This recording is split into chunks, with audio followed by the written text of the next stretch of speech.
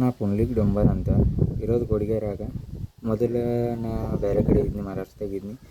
ಇಲ್ಲಿ ಬಂದ ನಂತರ ಒಂದು ಸಣ್ಣದು ಎಗ್ ರೈಸ, ಚಿಕನ್ ರೈಸ ಅಂಗಡಿ ಅಂದ್ರೆ ಸಣ್ಣದೊಂದು ಹೋಟೆಲ್, ಒಂದು ಬಿಸ್ನೆಸ್ ತೆಗ್ದೀನಿ.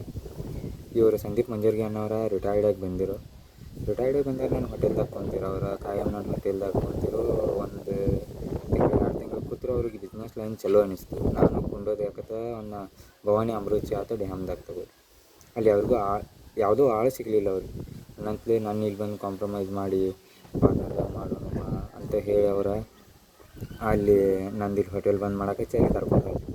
ನಂತರ ಒಂದು ತಿಂಗಳಾಗಂತಲೇ ಅವರ ಮಿಸಸ್ ಸುಮಾ ಸಂದೀಪ್ ಮಂಜರ್ಗಿ ಅಂತ ಅವ್ರು ಬಂದರು. ಅವ್ರಿಗೂ ಚಲೋ ಫ್ರೆಂಡ್ಶಿಪ್ ಆಯ್ತು. ನಮ್ಮದು ಫ್ರೆಂಡ್ಶಿಪ್ ಹಾಕೋತಾ ನಾವು ರಿಲೇಷನ್ಶಿಪ್ದಾಗ ಹೋದೆವು.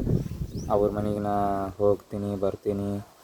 ನನಗೂ ರಗಡ ಆಸೆ ಹುಡ್ಸಿರು ಅವ್ರು. ಹಂಗೆ ಹಿಂಗೆ ನಿನ್ನ ಮಕ್ಕಳು ನನ್ನ ಮಕ್ಕಳ ಜೊತೆ ನೋಡ್ಕೊತಾನೋ ಹಂಗೆ ಎಲ್ಲ ಆಸೆ ಹುಡ್ಸಿರು. ಅನ್ನೋದ್ಲೇನೋ ಹ್ಞೂ ರೀ ಅನ್ಕೋತ ಗಪ್ಪ ಇದ್ನಿ. ಏನೋ ಅವ್ರ ಕೂಡನೂ ಚಲೋ ಇದ್ನಿ, ಇವ್ರ ಕೂಡನೂ ಇಬ್ಬರು ಕೂಡ ಚಲೋ ಇದ್ನಿ. ಇವ್ರು ಒಟ್ಟು ಸಾಹೇಬ್ರ ಮನೆ ಫುಲ್ ಸಾಹೇಬ್ರಂದ್ರೆ ಸಂದೀಪ್ ಮಂಜರ್ಗಿ ಫುಲ್ಲು ಕುಡಿತಿರು, ಮಾಡ್ತಿರು, ಬೆಳಿತಿರು. ಕುಡಿಯೋಕೆ ಇವರೇ ಕಾರಣ. ಯಾಕಂದ್ರೆ ಬಾಕ್ಸ್ ಗಂಟ್ಲು ಸರಿ ಮನ್ಯಾಗ ಓದಿಡ್ತಿರು, ನಿದ್ದೆ ಗುಳಿಗೆ ಓದಿಡ್ತಿರು, ಎಲ್ಲ ಓದಿಡ್ತಿರು. ಇವರ ಕುಡಿಯೋಕೆ ಕಾರಣನೇ ಮೇನ್ ಇವ್ರು. ಅವನು ಹಿಂಗ್ಯಾಕೆ ಮಾಡ್ತೀರಿ ಅಂತ ಕೇಳಂತಲೇ ಅವ್ನು ಸತ್ರ ಸಾಯಲಿ ಬಿಡು ಹಿಂಗೆ ಕಾಮನಾಗಿ ಅಂತಾರಂತ ಅನ್ಕೊಂಡಿನಿ. ಹಿಂಗೆ ಸಡನ್ನಾಗಿ ಒಮ್ಮೆ ಮೊನ್ನೆ ಅವ್ರಿಗೆ ಹುಕ್ಕೇರಿ ಜಾತ್ರೆಯಿಂದ ಬರ್ತನಾಗ ಆಕ್ಸಿಡೆಂಟ್ ಆಯ್ತದೆ. ಅವ್ರ ದವಾಖಾನೆಗೆ ಹೋದ ನಂತರ ನಂಗೆ ಫೋನ್ ಹಚ್ಚಿರು.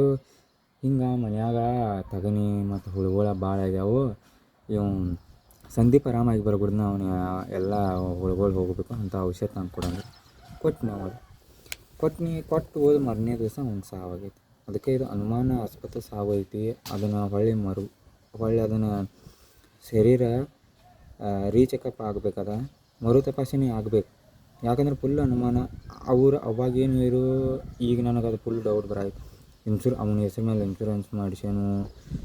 ನಾವು ಹೋಗಿ ಬೆಳಗಾವ್ದಾಗ ಶಟ್ಲಾಗೂ ಇಬ್ಬರು 4 ಮಕ್ಕಳ ತೊಗೊಂಡು ಹೋಗಿ ನೀನು ಚಲೋ ಇರ್ತಾವೆ ಹಂಗೆ ಹಿಂಗೆ ಅಂದ್ರೆ ಅದ್ರ ಸಂಬಂಧ ಈಗ ನಂಗೆ ಫುಲ್ ಅನುಮಾನ ಬರತೈತದ. ಅವು ಮತ್ತು ಅದು ಯಾಕೆ ನನಗೆ ಅನುಮಾನ ಬರ್ತಂದ್ರೆ ನಾ ಕೊಟ್ಟು ಮರನೇ ದಿವಸ ಅವ್ನು ಬೆಳಿಗ್ಗೆ ಸತ್ತಾನು.